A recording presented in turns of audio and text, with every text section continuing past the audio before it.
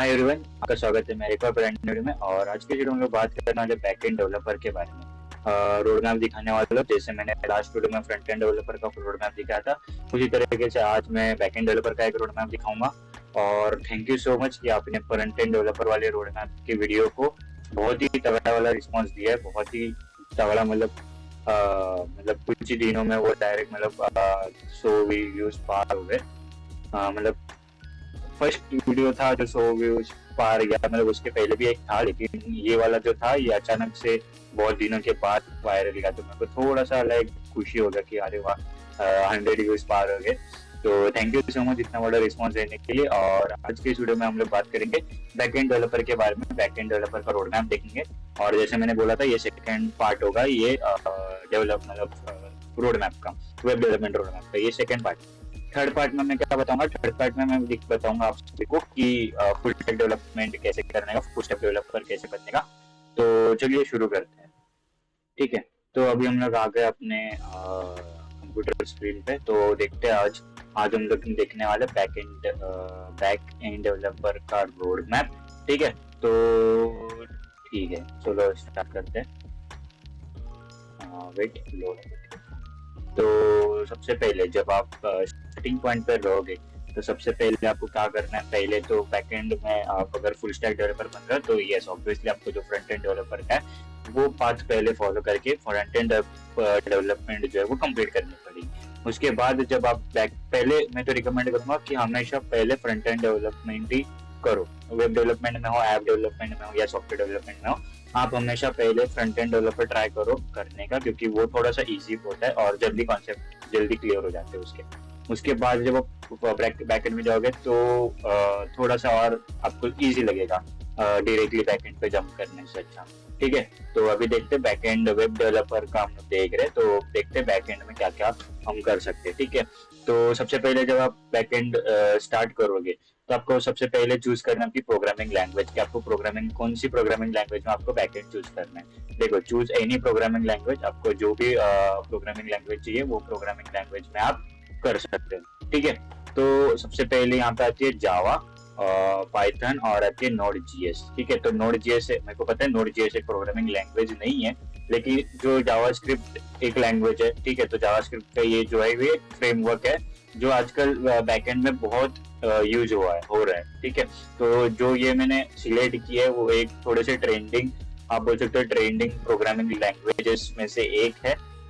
दो है, दो है, ये जावा और ये जो पाइथन है वो बहुत ट्रेंडिंग में फिलहाल बैकएंड में, ठीक है।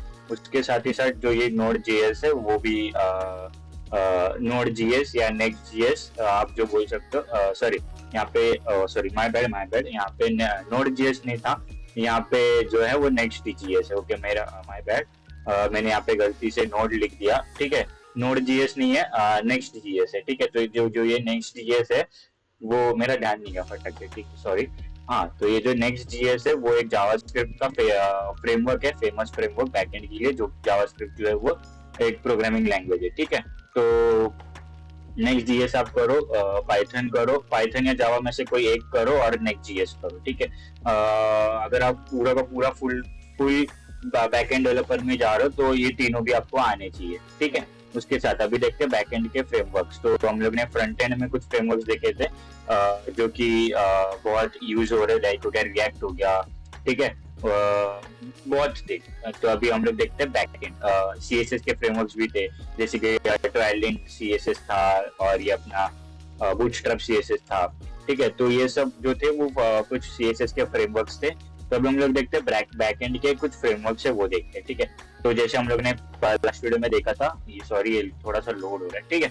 हाँ, तो जैसे हम लोग ने फ्रेमवर्क्स का आपको तो पता ही कि फ्रेमवर्क्स किसको बोलते हैं। तो frameworks are important because they allow the development of templates and code that might be used in future. Frameworks क्या करते हैं, आपको थोड़ा सा एक कोड प्रोवाइड कर देते हैं खुद से कि जो आपको फ्यूचर में काम आ सकता है, ठीक है। या फिर टेम्पलेट्स आपको प्रोवाइड कर देते कि वो टेम्पलेट से आप कंटिन्यू कर सकते हो, ऐसे ये बोल सकते हैं, ठीक है।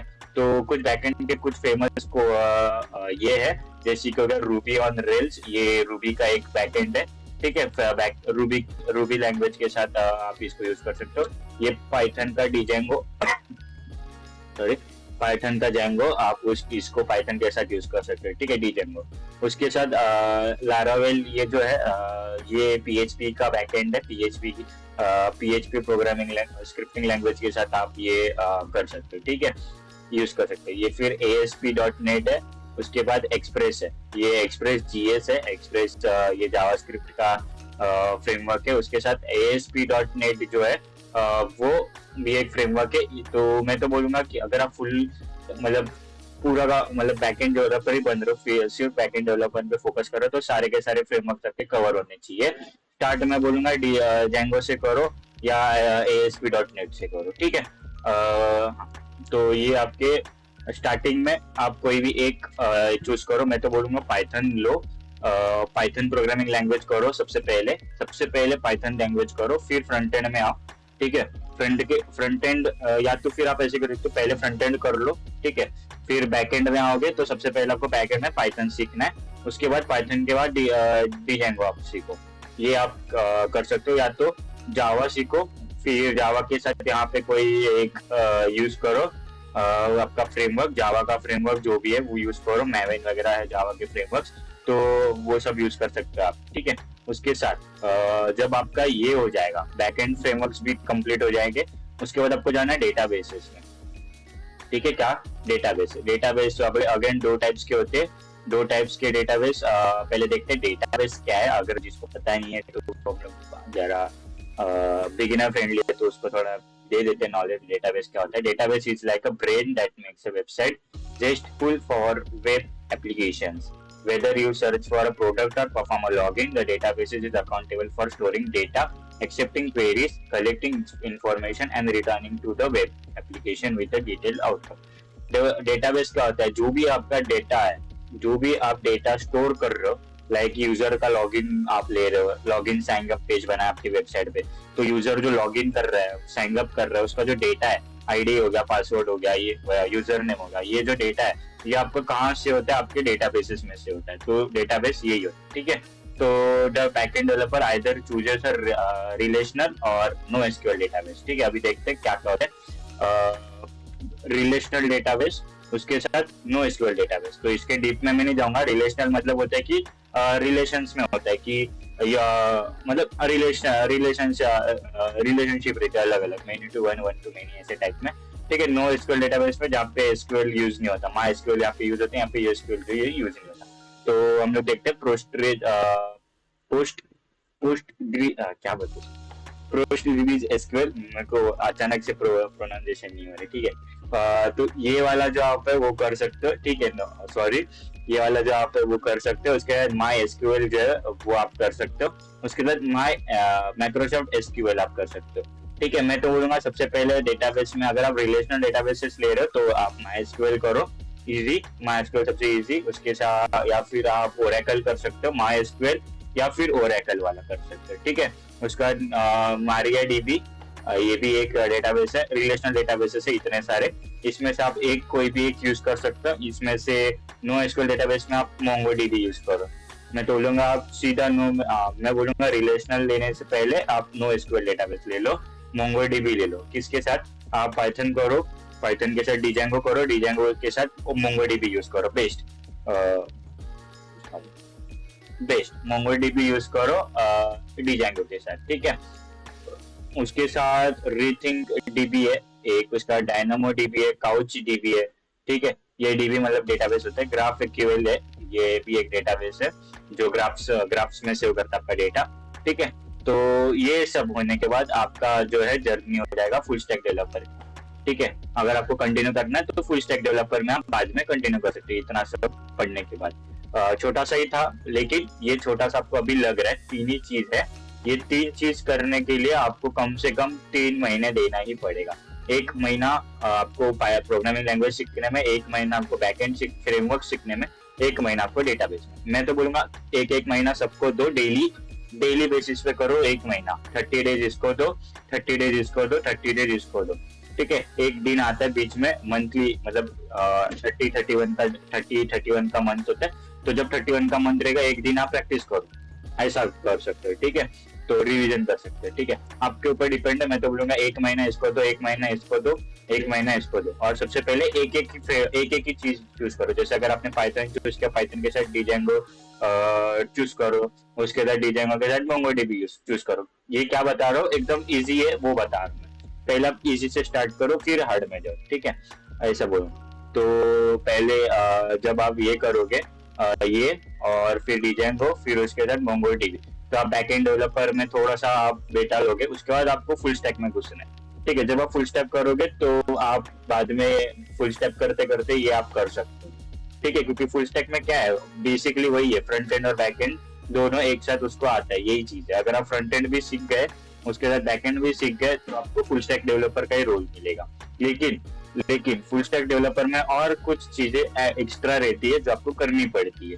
ठीक है, ऐसा नहीं है कि आपने फ्रंट एंड ले लिया, कर लिया, फिर बैक एंड कर लिया तो आप फुल स्टैक डेवलपर बन गए, नहीं, ऐसा नहीं होता।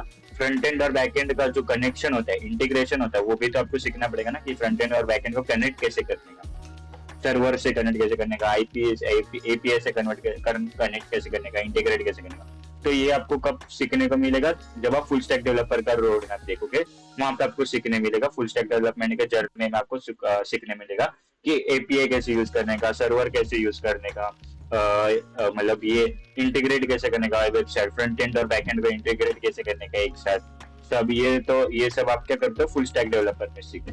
तो जब आप बैक एंड डेवलपर बन रहे हो तो आप ये करो कि पाइथन के कुछ अलग से आप पाइथन सीखो, पाइथन लैंग्वेज अलग से सीखो, क्योंकि फिर आप जब पूरा पाइथन सीख जाओगे ना, तो आपको एक एडवांटेज ये भी बनेगा कि पाइथन डेवलपर का भी एक fresher, as a fresher Python developer का भी रोल मिल सकता है। ठीक है, अगर आप पाइथन या फिर जावा कौन सा भी एक लैंग्वेज कर रहे हो, तो मैं तो बोलूंगा कि इसको 1 मंथ दो और पूरा निपटा लो, मतलब पूरा बेसिक टू एडवांस में जाओ इतना डिटेल में, लेकिन ऑब्जेक्ट ओरिएंटेड तक चले जाओ।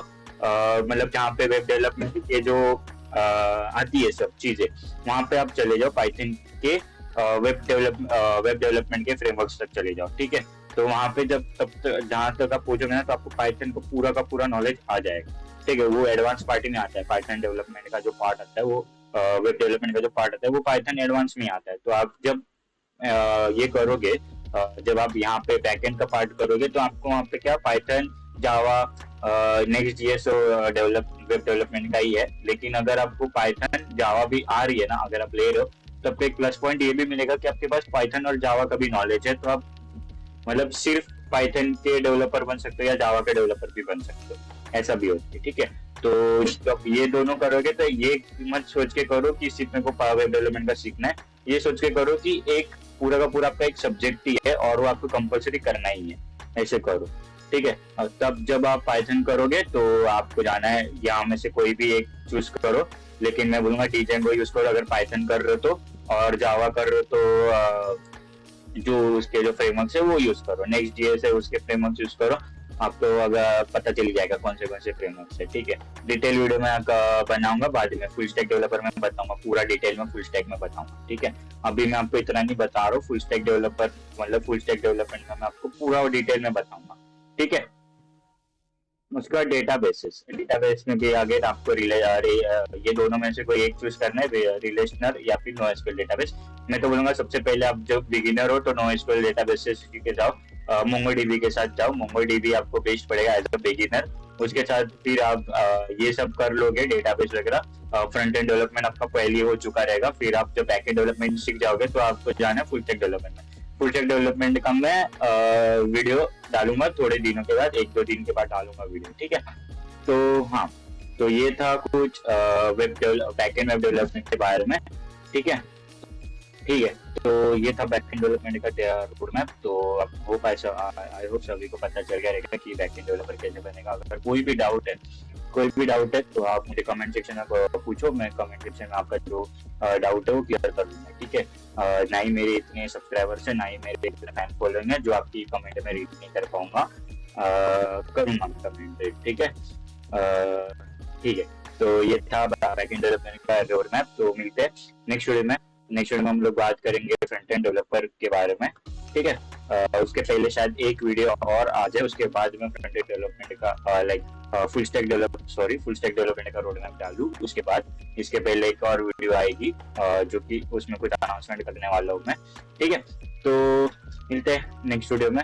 तब तक के लिए बाय।